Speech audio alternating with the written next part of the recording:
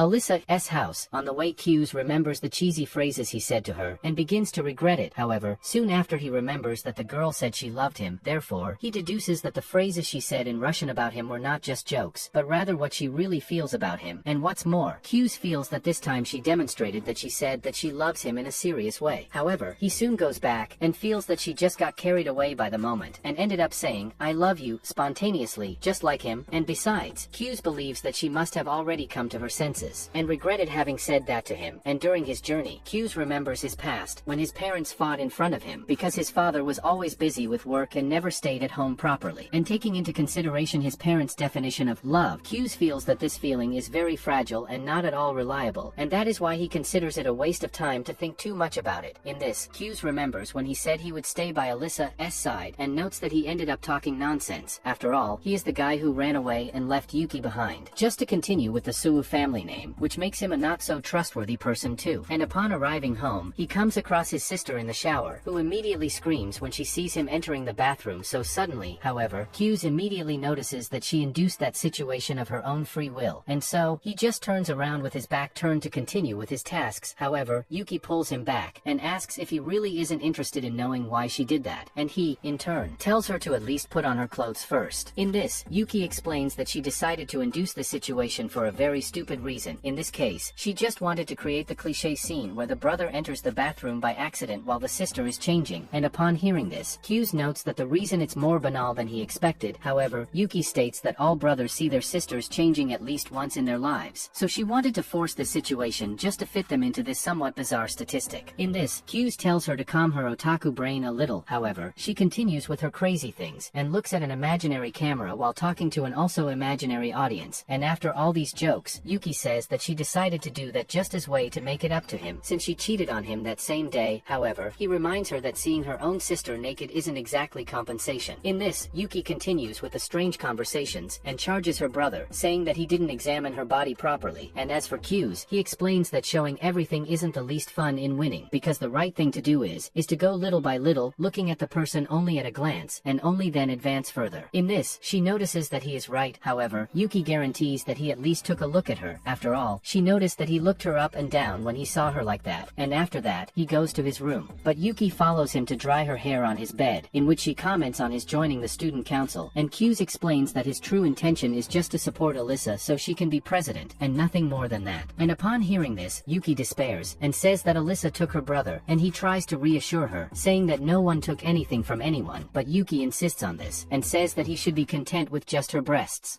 And as Japan loves to represent this extra closeness between brothers, Yuki suggests that he touch her breasts so that he can be the first man to do this to her. But as soon as she says that, she says that she's just joking. After all, he already did that when they were in elementary school. But upon hearing her giving this strange story, Kuze says that he doesn't remember doing anything like that. And then, Yuki explains that this happened when they were playing tag, when suddenly, he ended up falling on her thighs and grabbing her breast directly. But upon hearing this badly told story, Kuze immediately notices that his sister is just blatantly lying, and is manufacturing in her mind a basic cliché of the erotic works that she must consume. And during the conversation, he gets angry and tells her to stay quiet, and upon hearing this, she gets angry again, and asks him to brush her hair as a way of apologizing for what she said. And during the process, he apologizes for having joined Alysa in the student council. However, Yuki says that he doesn't need to apologize for anything. After all, she likes to have this classic sibling rivalry. But still, he decides make it clear that he hasn't stopped liking her either. And then Yuki turns her face towards him and says that she already knows that, and besides, she claims to be an easy girl, so he can go after her at any time, in case you get tired of Alysa. And with that said, she leaves his room, and tells herself that she won't lose this competition to Alysa. And the next day, Kuze wakes up normally, and is impressed to see that her sister didn't make any scandalous scene to wake up him, and then, he deduces that she has been angry with his decision to get together with Alysa. Therefore, he decides to make it up to her in some way. But when trying to leave his bed, he is surprised by Yuki, who pulls his foot out of nowhere. His astonished face, Yuki notices that she ended up being trapped under the bed, and asks Kuze to help her get out of there. But instead, he decides to suffocate her with the blanket, as a way of revenge for what she did. And after that, the students go to class, and Alysa starts to think about Kuze, and feels that he will come looking sleepy. As always, however, she is surprised to see him, as he appears to be much brighter than before that. He greets everyone and sits down in his seat. And as for Alysa, she continues looking at him from afar, and notices that he looks more pleasant and cool for some reason. But as soon as she thinks about these things about him, she goes back and deduces that he hasn't slept at all, as usual. However, as she continues looking at him, she notices that he is no longer dozing, as he used to do before, and then, she suggests that he is improving his habits just to help her. After all, the night before, he had said that he would stay by her side and support her. And during physical education class, Kuze ends up taking a ball to the head, which leaves him unconscious, and upon waking up, he remembers Tsubasa's false advice, where he said that the ball was your friend, and for having been knocked out by one, Kuze calls his friend a liar. And during his complaints, he is interrupted by Alysa, who shows up to check on him, as she is still worried about his accident on the volleyball court, so she asks if he wants to go to the infirmary. However, Kuze makes it clear that he is fine, and says that he will go back to class after getting some rest. In this, Alysa touches his head to confirm his temperature, and then, Kuze takes the opportunity to confirm if the girl's breasts were as big as Yuki said, and then, Alysa ties up her hair, leaving her armpits exposed. In this, Kuze turns his face away to avoid losing control, and seeing him acting so strange, Alysa suggests he drink some water. In this, the two decide to go to the water fountain together, and suddenly, Masha appears there, and upon noticing him soaked in water, she offers him a towel, but Kuze refuses, saying that she will let the sun do the work of drying him. But upon hearing this, the girl simply ignores him, and begins to dry his face herself. And in this, he says he feels like a stray dog being taken care of by its owner, and Masha in turn, states that naughty dogs also have their charms. In this, Alysa becomes jealous of both of them and decides to pull Kuze to class, and in the end, along the way, he notices her anger, and deduces that Alysa will call him dirty or pervert once again. However, instead of scolding him, she just asks if his head has stopped hurting, because she believes he only wet his head to cool the part where the ball hit. In this, he makes it clear that he is fine. However, Alysa insists on touching his head to make sure there is no bump left, and upon seeing this, Kuze says that she is being much kinder to him than usual, and she, in turn, explains that she is acting like this because she noticed a worrying change in him lately, and that made her think that something might be wrong. And upon hearing this, Kuze notes that he really can't get over what happened last night. However, he tells her that there is nothing wrong happening, but during the conversation, his stomach starts to growl, and then, he says he ended up forgetting to eat his breakfast. And Alysa begins to understand what happened, so he didn't sleep in the living room that day. In this case, he was too hungry to be able to do that. However, Kuze says that he actually stayed awake because he slept well the night before, and upon hearing this, she starts to get irritated. After all, while she barely managed to sleep after what happened between them, Kuze seemed to be much more carefree about everything. And upon realizing all this, Alysa leaves him behind, saying that she was a fool to have worried so much about him, and as she leaves the place, she wonders if she really is in love with a guy as stupid as Kuze. And as for him, the boy is more relieved to see her acting like this. After all, this is the Alysa he knows. And after class, he asks her to go to the student council together. However, she leaves him talking alone and leaves, and then he starts following her, and feels that he ended up crossing the line. And along the way, the baseball and football teams run out of a room, when Kuze opens the door through which they left, and finds Chisaki with a mean look on his face, and then he decides to turn around so as not to end up getting scolded too. However, the girl apologizes to him, and says that she ended up confusing him with one of the boys from the baseball and football teams, and having said that, she explains that these teams ended up welcoming a freshman member of the council in a very hostile way, which ended up causing your anger. And in the middle of the conversation, Toya reassures Kuze, and says that Chisaki did not commit any act of violence against the boys. In this case, she just threatened them to make them behave, and seeing that he is not helping to improve his reputation, the girl starts complaining and hitting him on the shoulder. And in the middle of all this confusion, Masha goes to the council room, and Chisaki in turn apologizes for having hit Toya. However, he asks her to stay calm about it, and while they argue, Kuze and Alysa comment on the situation with a mocking tone. In this, Masha notes that the two actually get along very well, and suddenly, Sue goes to the room too, and with all the student council members present, Toya starts the meeting, and asks Kuze to introduce himself to everyone, since he is a new member. In this, he introduces himself as Alysa's running mate in the presidential election. And this was another video. If you liked it and want more videos like this, subscribe, leave your like, and see you next time.